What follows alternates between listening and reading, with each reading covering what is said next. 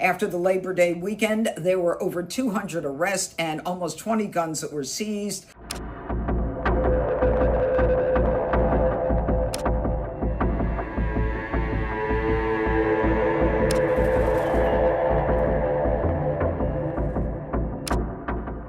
President Donald Trump's federal crackdown in Washington resulted in more than 200 arrests across the district over the Labor Day weekend. White House officials say 1,669 arrests have been made and 168 illegal guns have been seized in Washington, D.C. since the start of Trump's federal takeover. The latest arrests came over the Labor Day weekend, with more than 200 arrests and nearly 20 illegal guns seized. 70 of those arrests were reportedly carried out on the night of August 31st alone. Hi, everyone. It's Judge Janine. It is Tuesday, September the 3rd. After the Labor Day weekend, there were over 200 arrests and almost 20 guns that were seized as a result of the surge of President Trump to make D.C. safe. Last night alone, there were 70 arrests and 3 guns seized. So that makes a total, folks, of 1,669 arrests since the surge began, and a total of 168 guns that are off the street and cannot be used to kill or maim or shoot someone. Now, unfortunately, there are 104 homicides that have been committed up to this point, but we continue to fight the fight. We continue to try to make D.C. safe. And I think what's interesting is we're starting to see fewer felons in possession of guns. But I'll get back to you on that. I'll have more on that in a couple days when we analyze the stats. The announcement comes as Trump's federal takeover enters its 4th week and nears the end of its 30-day limit. Under federal law, the emergency authority used to place D.C. under the control of federal law enforcement expires after 1 month, unless Congress votes to extend it. I'm announcing a historic action to rescue our nation's capital from crime, bloodshed, bedlam, and squalor, and worse. This is Liberation Day in D.C., and we're going to take our capital back. We're taking it back. Under the authorities vested in me as the President of the United States, I'm officially invoking Section 740 of the District of Columbia Home Rule Act. You know what that is? And placing the D.C. Metropolitan Police Department under direct federal control, and you'll be meeting the people that will be directly involved with that. Very good people, but they're tough, and they know what's happening, and they've done it before. In addition, I'm deploying the National Guard to help reestablish law, order, and public safety in Washington, D.C., and they're going to be allowed to do their job properly. And you people are victims of it, too. You know, you're reporters, and I understand a lot of you tend to be on the liberal side, but you don't want to get mugged and raped and shot and killed. And you all know people and friends of yours that happened. And so you can be anything you want, but you want to have safety in the streets. You want to be able to leave your apartment or your house where you live and feel safe and go into a store to buy a newspaper or buy something. And you don't have that now. The murder rate in Washington today is higher than that of Bogota, Colombia, Mexico City, some of the places that you hear about as being the worst places on earth, much higher. This is much higher. The number of car thefts has doubled over the past 5 years, and the number of carjackings has more than tripled. Murders in 2023 reached the highest rate probably ever. They say 25 years, but they don't know what that means because it just goes back 25 years. Can't be worse. Our capital city has been overtaken by violent gangs and bloodthirsty criminals, roving mobs of wild youth, drugged out maniacs and homeless people. And we're not going to let it happen anymore. We're not going to take it. Just like we did on our southern border. Nobody comes through our southern border anymore. 3 months in a row, we had 0. I don't know if that's right, but the people that do the work, it's a very liberal group of people, actually, and they actually said 0 for the last 3 months. Nobody thought a thing like that was possible. And, you know, when you take a look at numbers, I just saw some charts. These are different cities throughout the world. Red is, okay, the red is a place called Washington, D.C.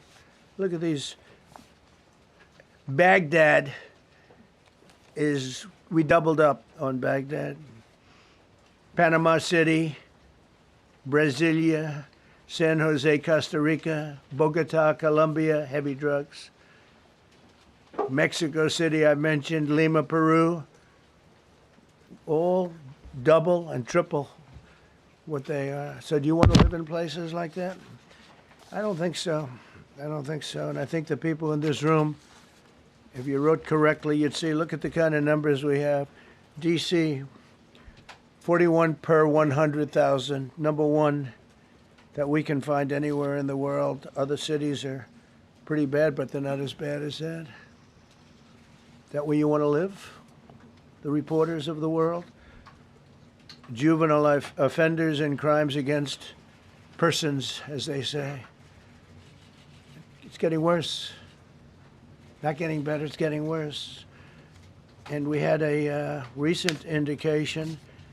There was a story about a man who was just left. He quit because he was asked to do phony numbers on crime. And we're going to look into that. I think Pam is going to be looking into that. But he was asked by the city, I guess, that we don't want to show the real numbers. Let me do numbers so it looks like it's going down. Not going down. And under Biden, it was a disaster. And nobody did anything about it. We're going to do things about it like you wouldn't believe. Every American has a constitutional right to be able to access and petition their government in safety, and countless federal officials and employees likewise have the right to carry out their jobs in peace without being shot. As you know, I lost a very good person a while ago, was shot waiting for his wife. He was in the car. They robbed his car. They shot him. They killed him like it was nothing to it. She was walking to the car. It's a horror show. This issue directly impacts the functioning of the federal government and is a threat to America, really. It's a threat to our country. We have other cities also that are bad, very bad. You look at Chicago, how bad it is. You look at Los Angeles, how bad it is. We have other cities that are very bad. New York has a problem. And then you have, of course, Baltimore and Oakland. We don't even mention that anymore. They're so far gone. We're not going to let it happen. We're not going to lose our cities over this.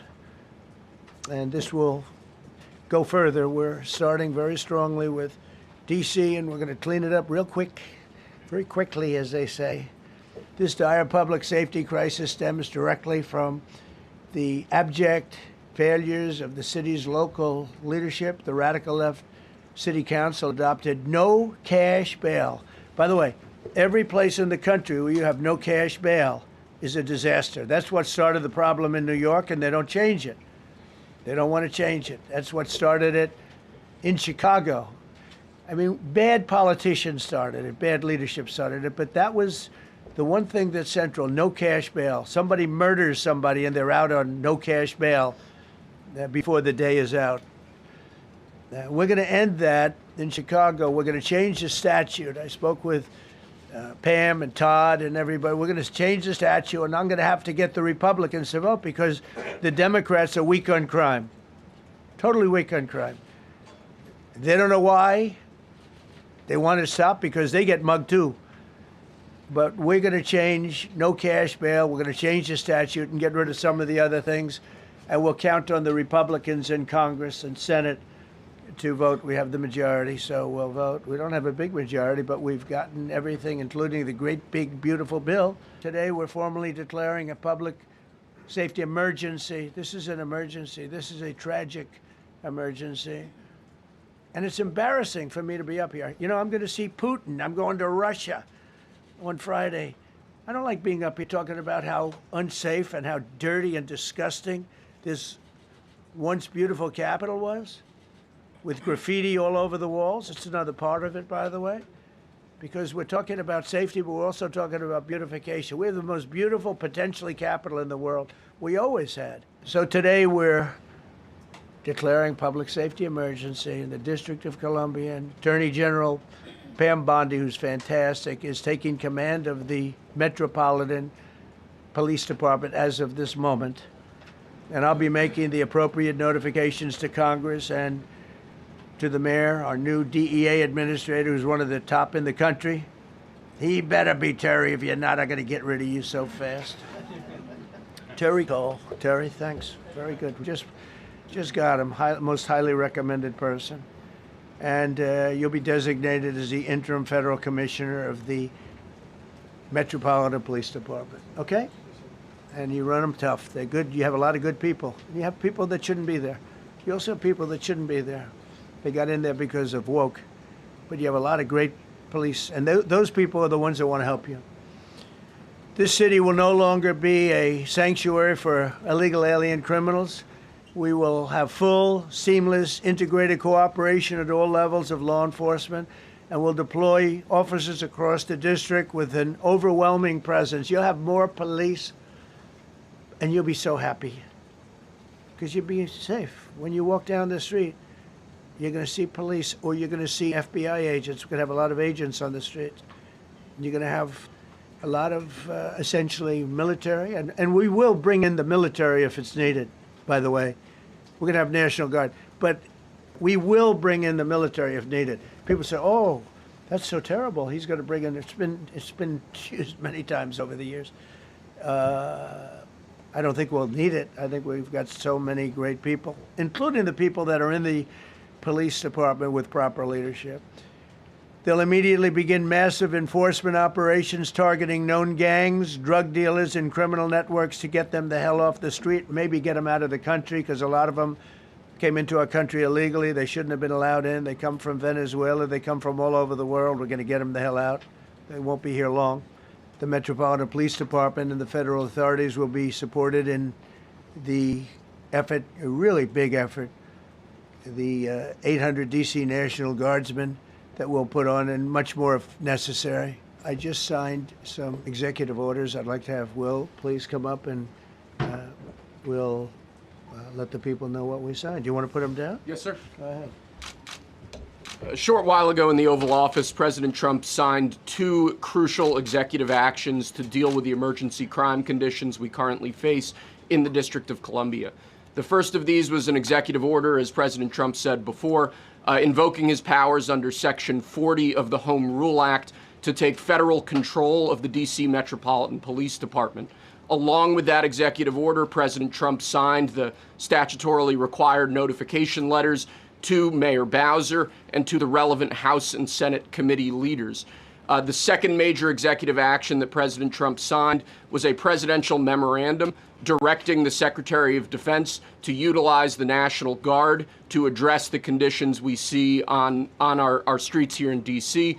It also authorized the Secretary of Defense to work with state governors to utilize their National Guard units if necessary as well. These are bold, decisive steps intended to combat the out-of-control crime conditions we've seen on D.C.'s streets for far too long, and I, for one, am deeply proud to be part of an administration that's finally coming to terms with these issues, sir.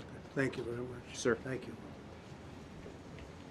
So, just to conclude, Washington, D.C. should be one of the safest, cleanest, most beautiful places anywhere in the world. It was years ago. We're going to fix it with crime, and we're going to also, as we're doing that, we're going to start doing things that we know how to do, that I know how to do better than anybody, I guess, because of my experience from previous life. But not only are we stopping the crime, we're going to clean up the trash and the graffiti and the grime and the dirt and the broken marble panels and all of the things they've done to hurt this city. All of these people are really tough. Could I shake your hand, Gaddy, please? You're going to be so important here. You're going to be that guy. I hope I don't have to fire him in 2 weeks because he's too soft. I don't think he's too soft. If I do, I will, though. Is it okay? If you're soft, weak, and pathetic, like so many people, I will fire you so fast. You're not going to have to worry about that. No, I think you're going to do a fantastic job.